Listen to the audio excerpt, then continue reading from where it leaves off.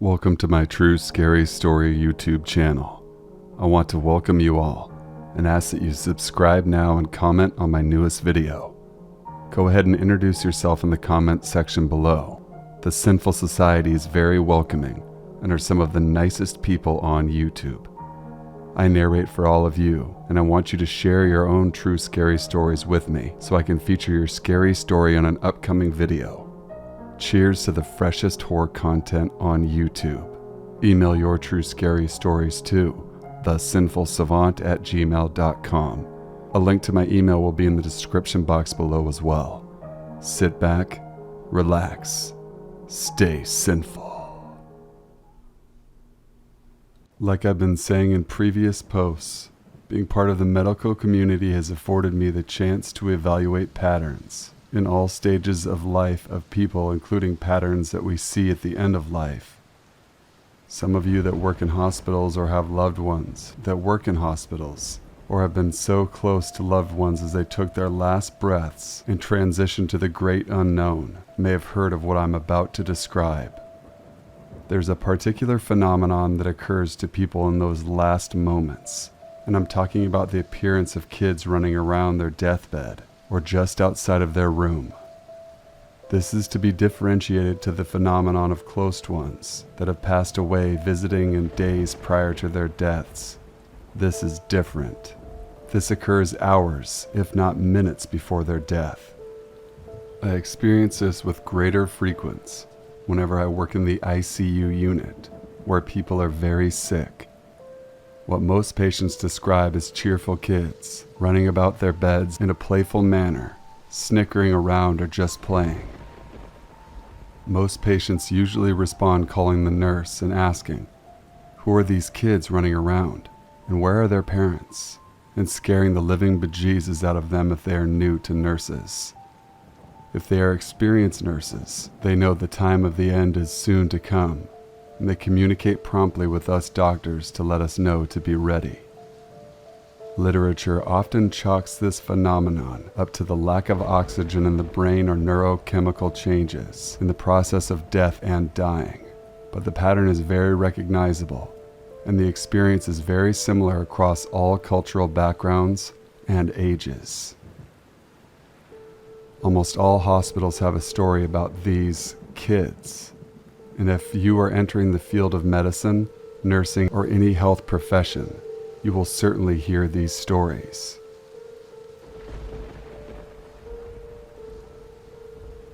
So, if you're doing rounds in the ICU late at night and hear some snickering or tiny feet running in the hallways, prepare because a call of code green or code red is about to sound off in the PA system. For context, I sleep with my bedroom door closed and have my bed set so I can see my door, even when I'm lying in bed. One night, maybe 7 or 8 years ago, I awoke in the middle of the night. I could just barely open my eyes and couldn't move my body.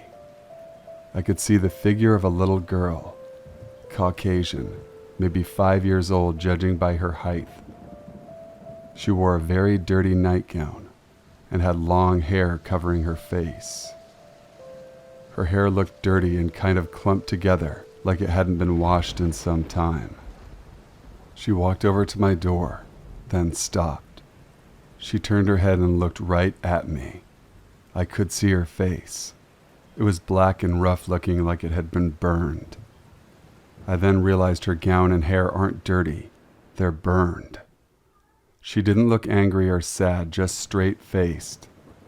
It didn't matter to me, though. I started hyperventilating and freaking out on the inside. She turned back to my door and walked through it.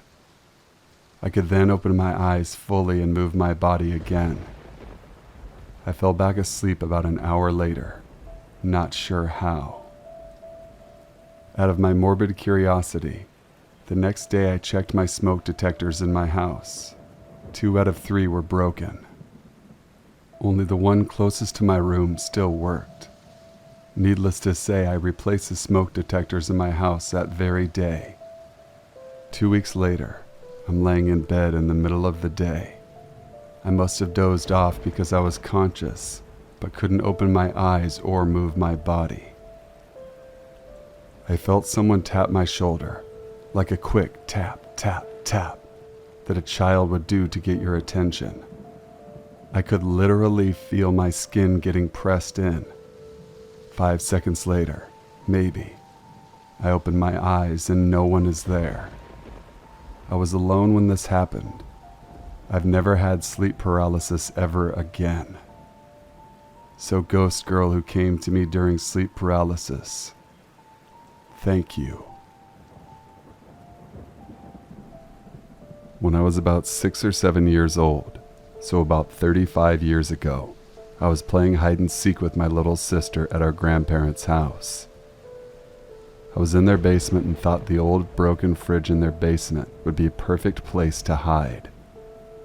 That fridge must have been from the 1950s. It's my best guess.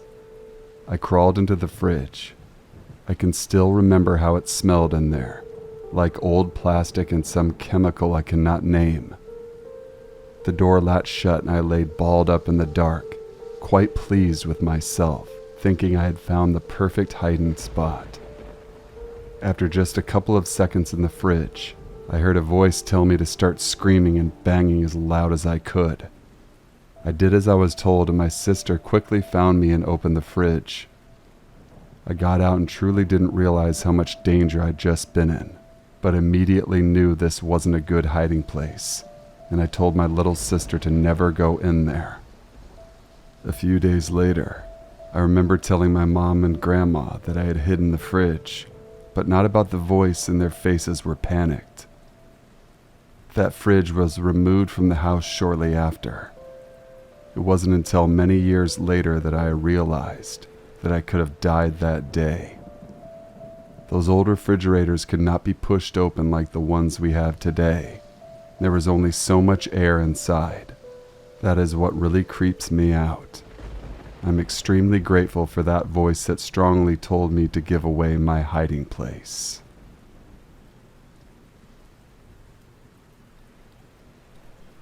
So quite a number of years ago, my cousin and I were on summer break at her house playing 007 on the GameCube, passing the time when we heard what sounded like broken glass on tile. The TV was up pretty loud, so we paused it, tensely waiting for another sound. Then, we heard the sound of flip-flop sandals walking around in the kitchen area. My cousin called our mom on the phone. She asked my aunt, who was a nurse, if she was home from work yet.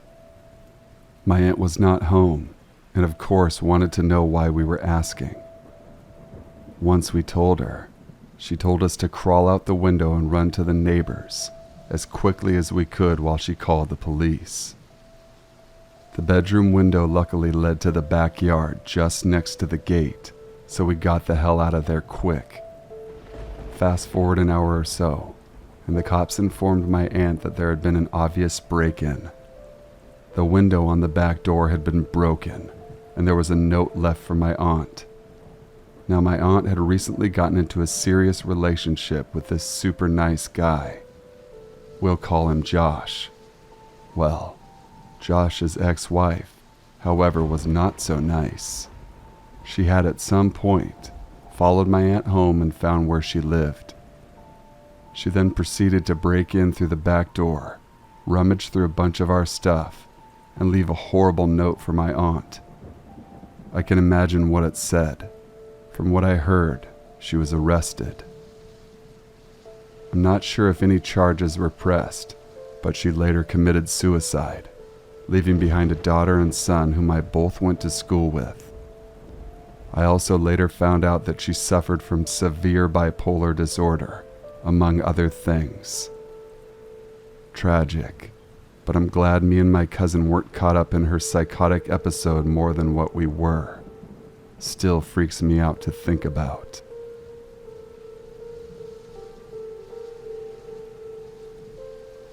I was walking home around 10:30 or 11 p.m. A girl was walking towards me on the sidewalk in the front of a graveyard.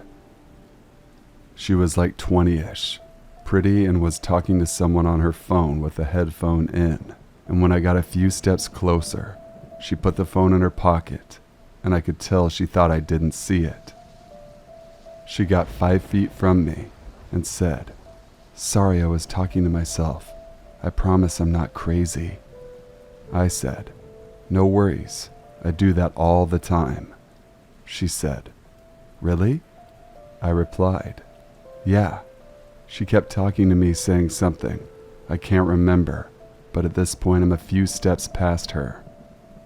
She's still talking to me, so I turn as I walk a few more steps, but I see her following me with her hands behind her back, semi-skipping, acting cute. I stop and face her. She says while walking towards me, "My friends say I'm crazy, but I'm not. I promise." I just said, "Yeah, my friends say the same thing about me." I turn away. She says, "What?" I walk away, minding my own business. She starts telling me her name. "I'm Amanda," she says. "No thanks." My immediate thoughts were that she was talking to boys on the phone saying, "Hey, I found a target. Women don't do that. Girls don't stop a guy and try to have sex. Last time I checked, you'd have to be pretty good looking." She was no doubt going to ask me to go down to the nearby trail, and then I'd be ambushed and held up, or worse.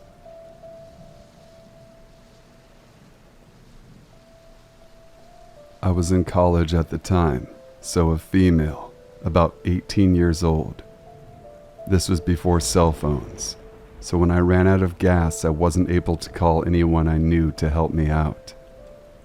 I was driving home from visiting a friend one town over, and I ran out of gas on a country road that was between 2 towns.